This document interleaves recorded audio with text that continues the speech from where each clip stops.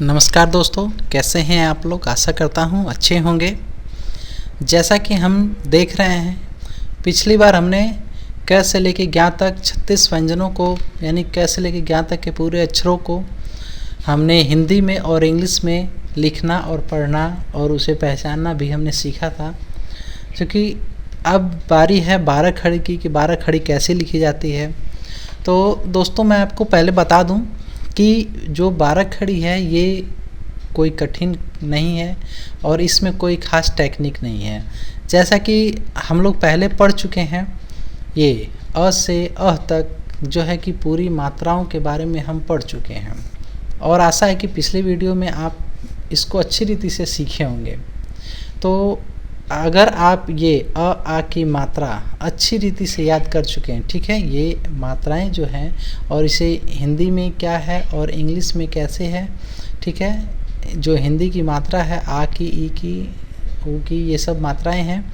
अगर इसे आप इंग्लिश में याद कर लिए हैं तो बहुत अच्छी बात है।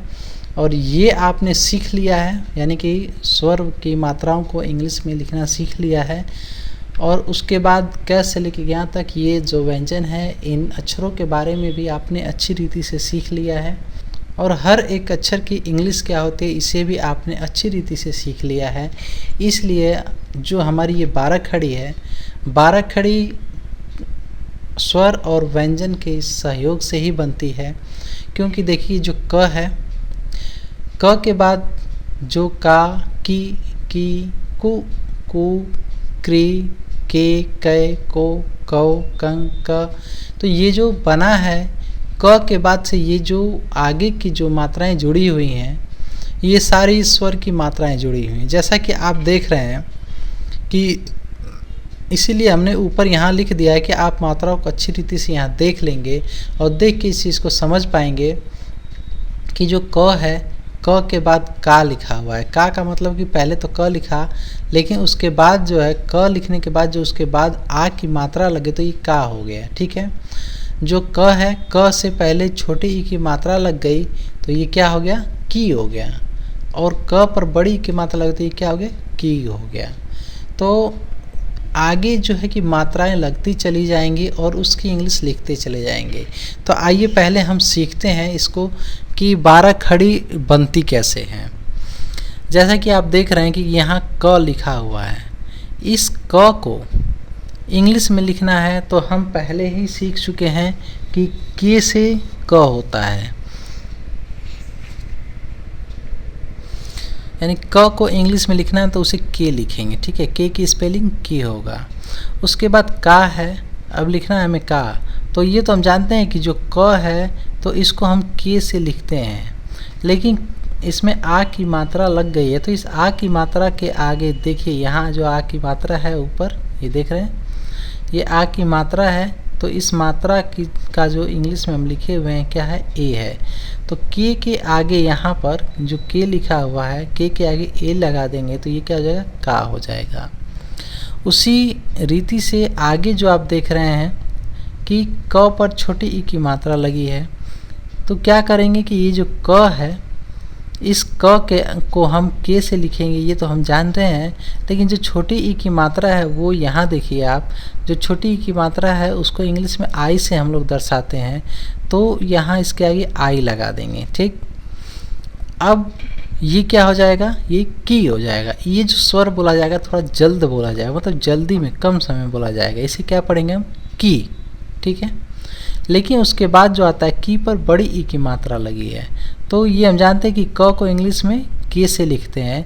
लेकिन ये जो बड़ी ई की मात्रा है, तो यहाँ हम ये भी जान रहे हैं कि बड़ी ई की मात्रा जो है ये लिखना है, तो बड़ी ई की मात्रा की स्पेलिंग डबल ई से हम लोग लिखते हैं। किससे लिखते हैं, डबल ई से लिखते हैं। यहाँ देख रहे हैं, तो इस डबल ई को हम इस के नीचे लिख देंगे, के आगे लिख देंगे तो ये क्या हो जाएगा, की हो जाएगा। क्या हो जाएगा, की। ये जल्दी बोलेंगे की और ये बोलेंगे की, ओके। उसके बाद देखिए कु है, क पर छोटा उ की मात्रा है, ठीक। तो इसको हम लिखने के लिए सेम वही फार्मूला है, क की इंग्लिश के और छोटे ऊ की मात्रा लगी हुई तो छोटे ऊ को हम यू से लिखते हैं। यहाँ देख रहे हैं यू से लिखते हैं। माउस पॉइंटर को आप ध्यान दीजिए। ठीक है, यू से लिखते हैं तो यू को क्या करेंगे हम के आगे यहाँ लिख देंगे, ये क्या हो जाएगा कु। उसके बाद ये बड़ा कु है, क पर बड़े उ की मात्रा लगी है तो ये क्या हो जाएगा कु। इसको थोड़ा लंबा बोलेंगे, ठीक है, इसको कु और इसको कु। अब यहाँ देखिए क की स्पेलिंग के, और जो ये बड़े ओ की मात्रा है इसको हम यहाँ देखिए डबल ओ से लिखते हैं, ठीक है। तो डबल ओ क्या करेंगे हम के आगे डबल ओ लिख देंगे तो क्या हो जाएगा कु। उसके बाद यहाँ देखिए लिखा है क पर री की मात्रा लगी है, ठीक है। उसके बाद क्या है बड़े ओ के बाद यहाँ री की मात्रा है, ठीक है। और री की मात्रा की स्पेलिंग क्या है आर आई से री को लिखते हैं, री की मात्रा को दर्शाते हैं। तो उसी तरह यहाँ देखिए क है, क पर री की मात्रा लगी हुई है तो क की स्पेलिंग के और री की जो मात्रा इसकी स्पेलिंग आर और आई, ठीक है। तो क्या हो गया ये क्री, ओके। इसके बाद देखिए लिखा है के, यानी री के बाद जो मात्रा आता है वो ए का आता है, और ए की मात्रा जब क पर लग गई तो ये क्या हो गया के। अब इसको इंग्लिश में कैसे लिखेंगे, क की स्पेलिंग के, और जो ए की मात्रा है ए की मात्रा को हम किससे लिखते हैं ई से लिखते हैं, ठीक है, ई से लिखते हैं। आप आप माउस के पॉइंटर को ध्यान देते रहेंगे तो आपको समझ में आता रहेगा, ठीक है।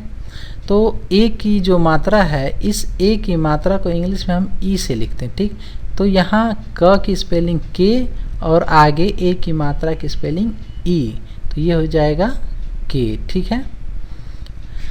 उसके बाद ये देखिए यहाँ आगे क है, क पर ए की मात्रा लगी है। ए का मतलब ये जो ए की मात्रा सिंगल लगा होता है, देखिए सिंगल एक पाई होती है, लेकिन जब ए होता है तो ये डबल पाई हो जाती है, ठीक, जैसा कि पिछले वीडियो में हमने आपको बताया है।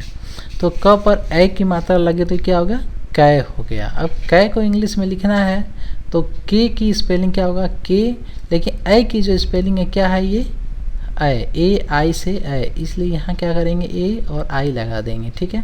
तो ये हो जाएगा कै। उसके बाद है ये को, ठीक, क पर ओ की मात्रा लगी है तो ये क्या हो गया को।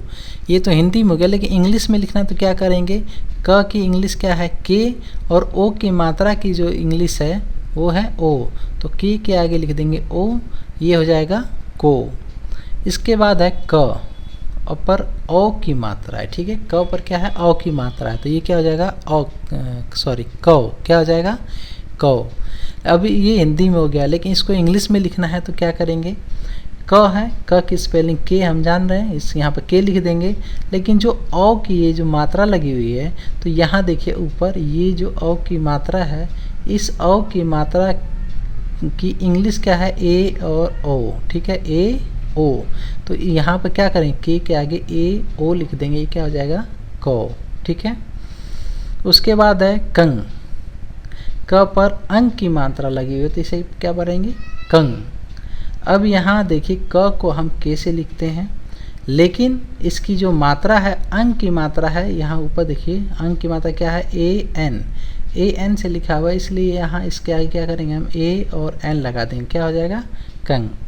अब आगे है कह, ठीक है, क पर अह की मात्रा लगी हुई है, ठीक। तो इसको लिखने के लिए हम क्या करेंगे, क को हम जानते हैं कि के से लिखते हैं, फिर आगे इसके अह की मात्रा लगा देंगे। यहाँ देखिए अह की मात्रा क्या ए और एच, तो यहाँ ए एच इसके आगे लगा देंगे, ये क्या हो जाएगा कह। तो इसी रीति से आपकी एक ये 12 खड़ी तैयार हो गई, ठीक। इसको आप जैसे हिंदी में क, का, की, कु, कु, क्री, के, कै, को, कौ, कंग, क हिंदी में लिखा है आपने।